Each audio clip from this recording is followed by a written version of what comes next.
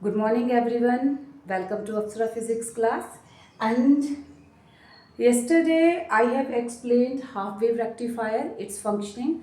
Now today I am going to explain full wave rectifier. So already I have explained that rectifier is a device which convert AC into DC. तो आज जो है हम full wave rectifier, full wave का मतलब complete wave जो है rectify होगी वहाँ पर। तो फुल वेव रेक्टिफायर में हम देखेंगे how it works. So first of all come on its circuit diagram. तो again first of all we are going to take a, यहाँ पे ट्रांसफार्मर हम लेंगे।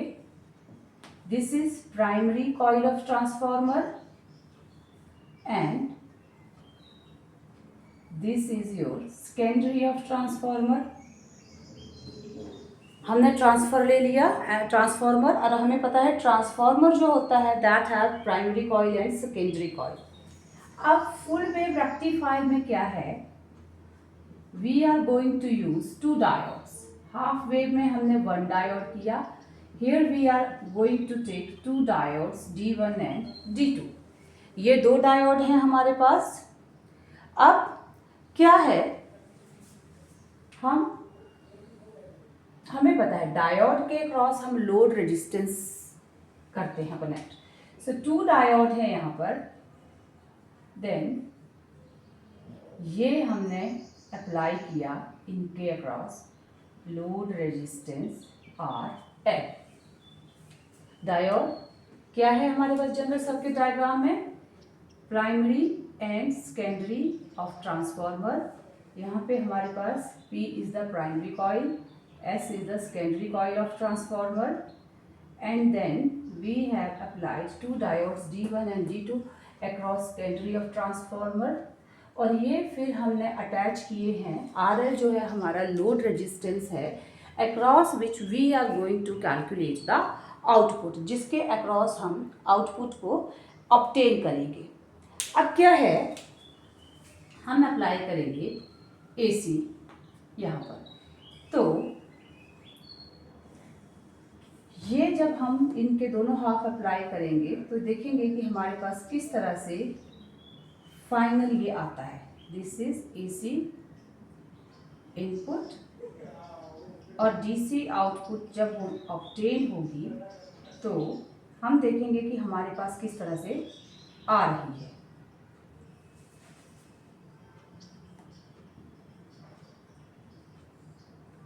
मैं side by side he draw कर रही हूँ।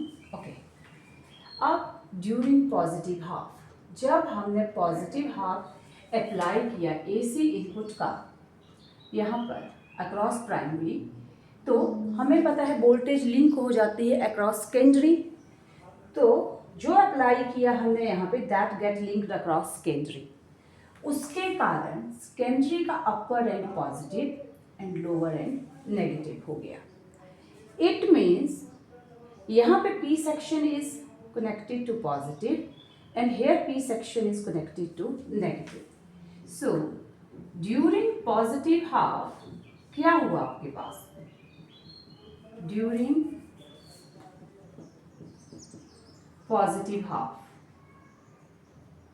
positive half के दौरान diode D1 get forward biased, आपका D1 फॉरवर्ड बायस्ड हो रहा है and diode D2 get reverse biased, आपका D2 हो गया रिवर्स बायस्ड। तो इसकी वजह से D1 ने कंडक्ट किया।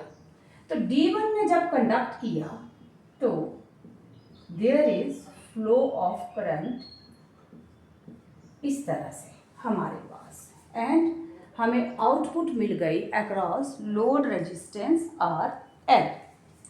इसका मतलब ये आपका पॉजिटिव हाफ, और पॉजिटिव हाफ के दौरान ये आपकी आउटपुट आ गई। अब during negative half of AC input, during negative half of AC input, जब आपने AC इनपुट का नेगेटिव हाफ अप्लाई किया तो क्या हुआ, से नेगेटिव हाफ अप्लाई करने से अब जो आपने इनपुट अप्लाई करी across primary that get linked with secondary, so negative आपने हाफ साइकिल अप्लाई की तो अब ये बन गया negative and this end of secondary coil will become positive. It means now D1 is reverse biased. D1 आपका reverse biased हो गया and D2 becomes forward biased. D2 आपका फॉरवर्ड बायस्ड हुआ. तो इसका मतलब नाउ यहाँ पे आपका फ्लो ऑफ करंट नहीं हो रहा है. Now flow of current is taking across this D2.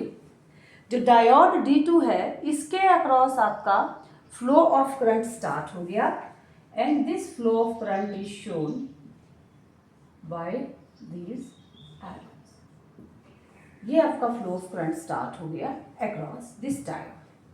When you have applied negative half cycle तो आपका करंट का फ्लो स्टार्ट होगा. अब जो भी आउटपुट थी आपने लोड रेजिस्टेंस के अक्रॉस ऑब्टेन करी तो हमें यहाँ पे इसने कंडक्ट किया, ये अब फॉरवर्ड बायस्ड हुआ है तो आउटपुट मिली हमें नेगेटिव हाफ साइकिल की. तो ये आपके पास ग्राफ आया यहाँ पे. तो ये आई आपकी DC output across full wave rectifier. यहाँ पे पॉजिटिव हाफ साइकिल के दौरान भी कंडक्शन हुई, नेगेटिव हाफ साइकिल के दौरान भी कंडक्शन हुई. तो ये हमारे पास कंप्लीट ग्राफ आ रहा. जबकि हाफ वेव रेक्टिफायर में उसने रेक्टिफाई किया ओनली पॉजिटिव हाफ, जिसके कारण ओनली पॉजिटिव हाफ साइकिल के अक्रॉस ही हमें जो है आउटपुट मिली. तो this is all explanation about this full wave rectifier. So thank you. जल